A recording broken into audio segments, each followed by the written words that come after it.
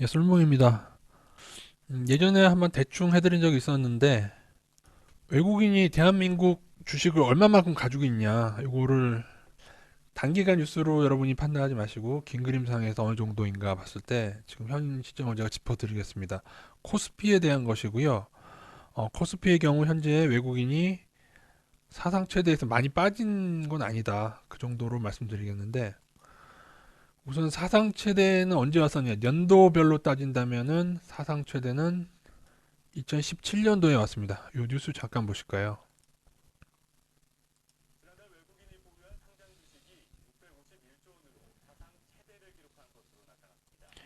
이게 2017년도 뉴스입니다. 2017년도 때 외국인이 국내 주식 비중이 그동안 있었던 곳의 사상 최대였다고. 2017년 자체에 코스피만 봤을 때 6.5조 원대 매수가 있었습니다. 안 좋았던 때는 2018년도고요. 2018년도 누누이 말씀드렸죠. 2018년도에 5.7조 원, 5조 7천억이 매도가 된 거죠. 5조 7천억의 매도가 있었고, 2019년은 사실 그 월별로 보면 2019년 여름쯤에 19년이면 외국인이 코스피를 6조에서 7조 원 샀던 때가 있었거든요. 중간에요. 그 여름인가 초여름인가 그래요. 여튼 그때 보면은 19년도에 한때는 6, 7조 원까지 늘어났다가 마감은 하반기 때 외국인이 나가서 그래도 플러스 1조 원으로 마감이 됐습니다. 정확히는 9조 5천억 정도, 그러니까 1조 원이라고 봐야죠. 그럼 20년 올해는 어떻게 되느냐? 1조 1천억 매수입니다. 그러니까 여러분 잘 보세요. 만약에 현물이 18년도만큼 들어오면은 지금 1조 1조 2조 원 툭 쳤죠. 한 3조 7천억 정도, 한 3조 6천억 정도 더 들어오면은 국내 주식의 외국인 비중이 다시 사상 최대로 갑니다. 여러분 아시겠지만 들어오기로 하면요. 막 하루에 5천억씩도 외국인 들어오거든요. 한 달에 막 1, 2조 금방 들어오는 경우 있어요. 그래서 어쨌든 간 여러분이 코스피 현물의 외국인 비중이 이 정도다. 그래서 만약에 저는 앞으로 한 2, 3조 원 더 들어오면은 당연히 외국인들은 한국 증시에 대해 매력을 느끼고 사상 최대 투자를 하고 있다. 그렇게 보셔야 됩니다. 아시겠죠? 코스피입니다. 코스닥은 코스피에 비해 좀 비중이 작기 때문에 코스피만 따져도 우리나라 증시 대부분 설명이 가능하고요. 그래프로 그려보면 어떻게 볼까? 뭐 정확한 건 아닙니다만 대략적으로 제가 알고 있는 상식에서 하면은 일단은 2007년도랑 8년도 때 그러니까 8년 폭락 이전에 외국인이 엄청나게 팔았던 때가 있어요. 6년인가 7년인가 8년인가 같은 엄청나게 그때 10조 원, 20조 원씩 1년에 팔았거든요. 그래서 2008년도에 외국인은 비중이 바닥을 찍었다가 2008년 제대로 들어온 게 제 기억이 맞다면 9년인가 10년인가 헷갈리는데 그때 외국인이 또 왕창 들어왔고 그래서 어쨌든 간에 뭐 이렇게 오락하지만 17년도에 피크였다고 쳐요. 사상 최대. 외국인의 비중이 사상 최대였어요. 근데 2018년도에 아까 말씀대로 한 5조 7천억 빠져나가서 18년도에 이렇게 찍은 다음에 19년도 때 한때 몇 월인지 제가 기억이 정확치 않은데 6월인가 7월인가 그때 다시 한 8조 원, 7조 원가량 6, 7조 원 매수하면서 다시 살짝 넘어서 사상 최대로 살짝 갔었어요.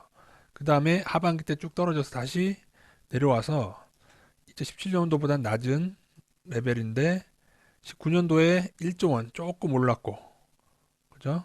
그리고 2010년도에 또 1조 원 조금 올라서 사상 최대에 다시 한 3조 얼마 코스피만으로 본다면은 3조 코스닥 합치면 근데 조금 더긴 할 겁니다만 어쨌든 코스피에 대한 외국인의 비중은 사상 최고에 근접해 있다. 이건 여러분이 밑에 깔고 들어가시는 거. 이거는 늘 깔고 계세요.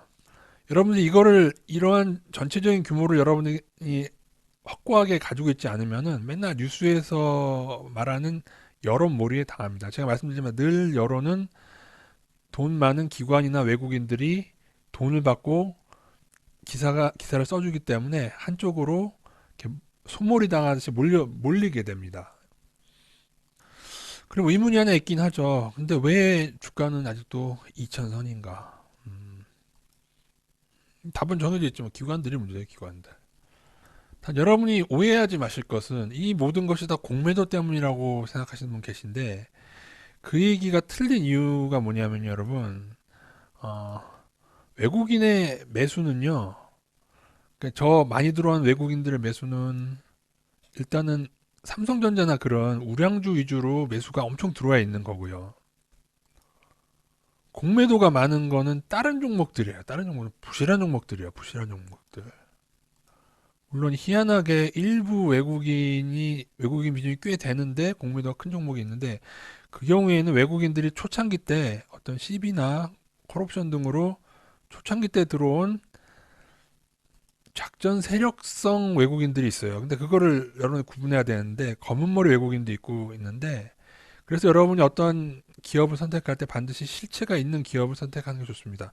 여러분이 수년간 봐왔고 아니면 수십 년간 봐왔고 그것이 우리의 진짜 제품이 되고 그런 게 아닌 제약주처럼 뜬구름 잡는 어떤 약의 기술이라든가 그런 것은 뻥카인 경우가 너무 많았고요. 그래서 유명한 주식 투자자분, 그러니까 주식 투자 대가가 저 이름 까먹었는데 이런 얘기를 했어요. 여러분이 아는 걸 투자해라. 무슨 기술? 형이사각적인 기술에 투자하지 마라. 여러분이 먹고, 그러니까 그분이 말한 것은 뭐 예를 들면 맥도날드, 코카콜라, 워렌 버핏도 코카콜라로 부자된 거 아닙니까? 뭐 이마트 가게 되면 여러분이 당신의 주위에 있는 거, 실제 하는 걸 투자하지. 형이상학적인 기술, 뭐 줄기세포니, 뭐니, 뭐 나노 기술이니 정부에서 인증받은 기술이 꽤 됐는데 그 다 작전에 먹고 다 나가서 다 튀었어요. 다 먹튀했어요. 그러니까 실체가 있고 단순한 기업에 투자를 하라. 그러면서도 우리가 매일 쓰기 때문에 순이익이 나는 기업들.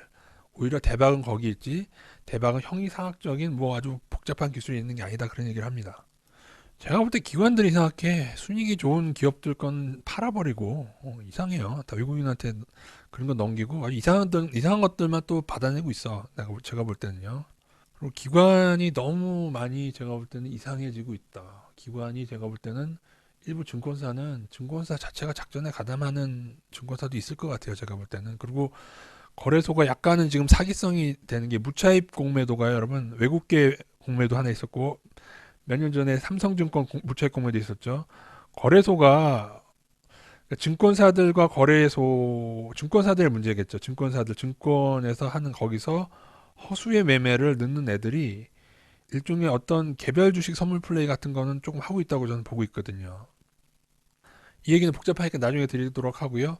그래서 대략적인 이거 알고 계시고 앞으로 이러한 상황에서 그때그때 외국인들이 단기적인 선물 플레이를 할 때 고를 때 조금 보도록 하고요.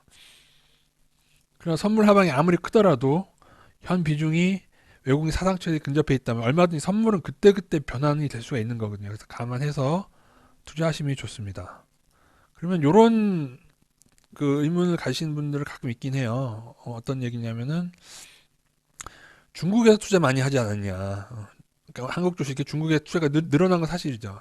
중국에서 투자를 많이 하고 미국에선 팔게 되면 나중에 이제 움직이는 건 미국인데 중국에 들어온 외국인이 허수가 아니겠냐. 외국인도 당하지 않겠느냐 얘기하시는데 제가 작년 하반기까지 확인한 결과 지금 현재 국내 증시의 가장 큰 매수 주체는 미국입니다. 중국이 예전보다 늘어난 건 사실이에요. 그러나 그보다 더 많이 미국도 그 매수의 비중에서 미국이 차지하고 있다는 거. 그게 바뀌게 되면 제가 또 그래서 이걸 제가 늘 체크하려나는 모르겠는데 가끔씩 체크하면서 말씀드려보도록 하겠습니다. 예, 이상입니다.